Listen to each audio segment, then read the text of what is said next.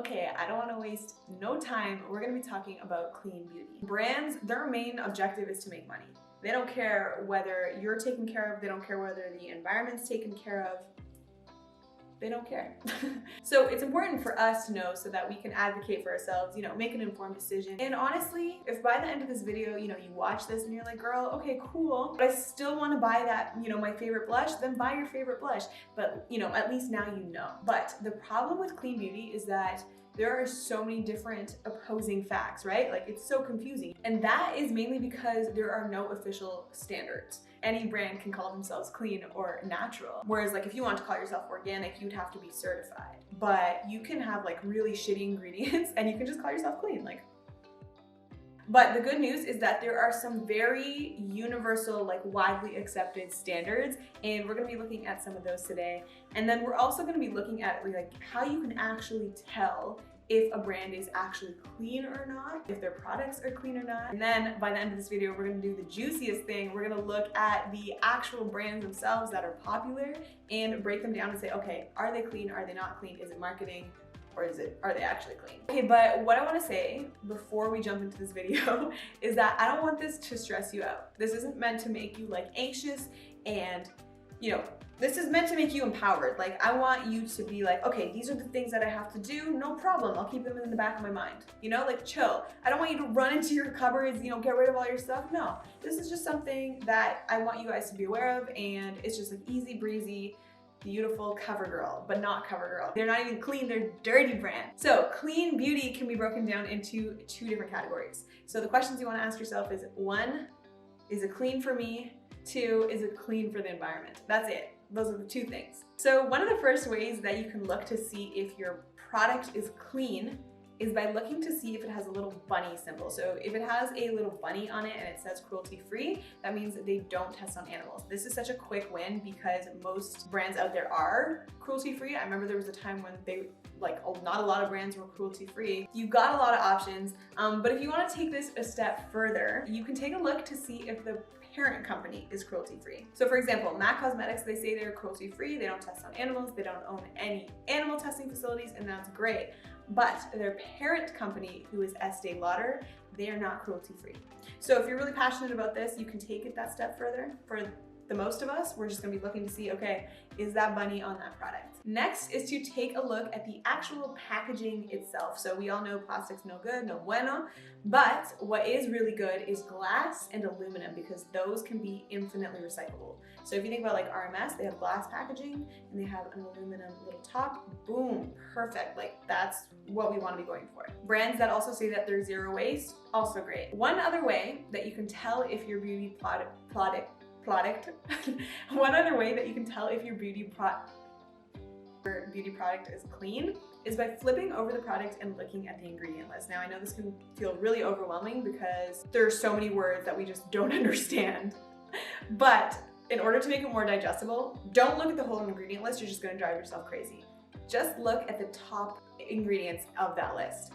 That's because your ingredient list is gonna go from most potent to least potent. Like I said, I feel like this can feel overwhelming because every year there is a new ingredient that people are like, wow, avoid parabens, avoid blah, blah, blah. But what we're gonna talk about today, these are proven to be bad for you, no ifs and or buts. So this list that I'm gonna tell you right now, you're gonna definitely wanna avoid these. So if fragrance is at the top of the list, that is bad news because fragrance can be looked at as a trade secret. So a company can say, this is our fragrance, this is our signature scent. That doesn't have to be disclosed on the ingredient list. So they can basically put fragrance as a blanket term for a bunch of crazy chemicals. Okay, they don't have to tell you what's in the fragrance. So make sure, especially if fragrance is at the top, just next. But if it's at the bottom, but just keep in mind that there can be a lot of carcinogens, toxic shit in fragrance. Okay, here's another one, and you guys have definitely heard this before.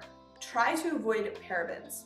This is such a buzzword, and honestly, I didn't even know what this was until I started doing research for this video, but parabens are bad for you because they mimic estrogen. So especially if you're a woman and you have too much estrogen, basically what happens is the cells start to divide and this can cause breast cancer. This is getting heavy.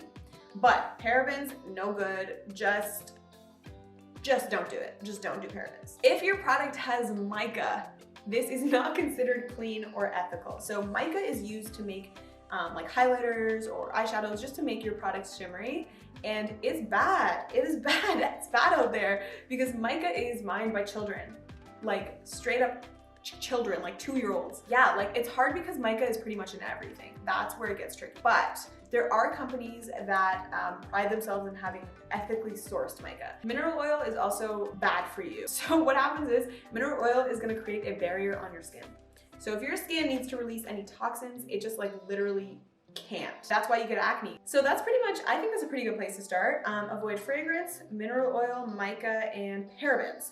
So just avoid those things and you're gonna be in a good place. Now, if you wanna take this a step further, if you are super health conscious, before you buy your products, check out EWG's database.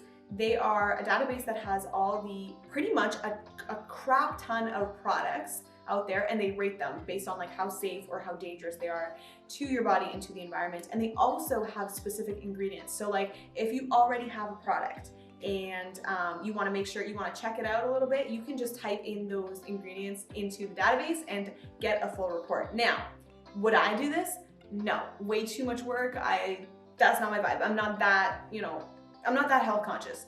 But I definitely use this as my Bible as I was creating my own makeup brand. I have my own makeup line, and this was something that I stuck to because I felt that it was my responsibility to make sure that other people were not being harmed and the environment wasn't being harmed. So this is a really good resource if you are a little more health conscious. Okay, now for the juicy part. Let's take a look at the brands out there. Let's take a look at their products and see, okay, they're marketing themselves as clean, but are they actually clean? Now, something I want to mention is that I'm sitting here and I'm basically sitting here and pointing a finger, right? Kind of, yes. Coming from the perspective of having my own makeup brand, it is very hard to make things as ethical and clean as possible. If you want to turn a profit, your ingredients can't be $50, like it can't be super expensive, because at some point people are gonna say, I'm not gonna buy this, it's too expensive, and they're gonna buy something else. So you kind of have to balance that. And then there's the packaging issue.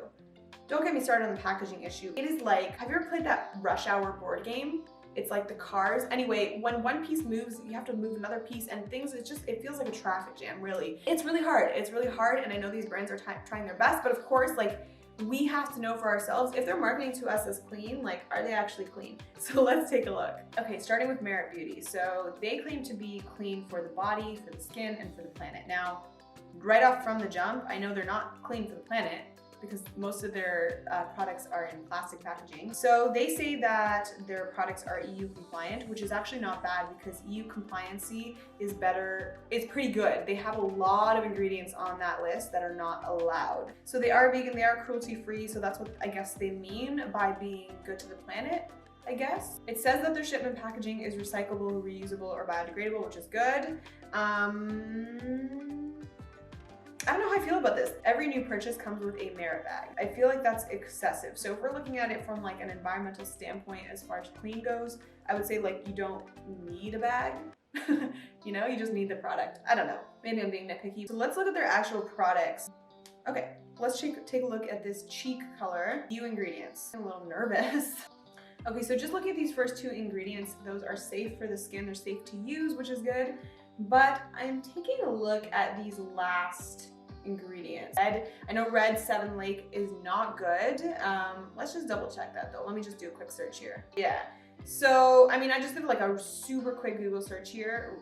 These like dyes, they're not good for you. So I'm gonna go with 5 out of 10. Number 1, they use plastic packaging. Number 2, they have these toxic ingredients, but they are last on the list, which is good. But on the other hand, they are EU compliant, and their first few ingredients are pretty good. So they're not horrible, but they're also not like clean, if that makes any sense. And they have like these extra like bag that they give people. I feel like it's unnecessary. I don't know. I would just give them a 5. Like, they're not as clean as they say they are. Now let's take a look at a brand that is just like die hard, like zero waste, like super clean. So Ilia says that they believe that not every ingredient is good for you, but also not every synthetic ingredient is bad for you. And they're trying to find like that middle ground, which I think is pretty cool.